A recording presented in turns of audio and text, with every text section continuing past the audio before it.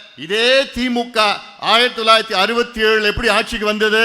உங்களை போன்ற மாணவர்களால் தான் ஆட்சிக்கு வந்தது. அப்போ மாணவர்கள் என்ன பண்ணாங்க? 64, 65 என்ன பண்ணாங்க தமிழ்நாட்டில்? அப்போ மொழி போர், இரண்டாவது மொழி போர் மாணவர்கள் நடத்தினாங்க. திமுக நடத்தல, மாணவர்கள் நடத்தினாங்க. திமுக அதுல ஸ்டிக்கர் ஒட்டிட்டான். எப்பயுமே ஒட்டுவானுங்களே ஸ்டிக்கர், வேற யாரோ பண்ணது, இவங்க ஸ்டிக்கர் ஒட்டினது. திமுக மாணவர்கள் தன்னந்தனியா சுயம்பாக அவர்கள் பொங்கி எழுந்து இரண்டாவது மொழி போர் தமிழுக்காக, நம் தமிழுக்காக மிகப்பெரிய போராட்டம் நடந்தது, கலவரம் நடந்தது, எவ்வளவு துப்பாக்கி சூடு நடந்தது. இதை திமுக காரன் பயன்படுத்திக்கிட்டு அதுல ஸ்டிக்கர் ஒட்டி நாங்க தான் சொல்லி 67 ஆட்சிக்கு வந்தாங்க. தமிழ் சொல்லிதான் ஆட்சிக்கு வந்தாங்க. ஆட்சிக்கு வந்து 67 இருந்து இன்னி வரைக்கும் தமிழுக்கு என்ன பண்ணாங்க திமுக?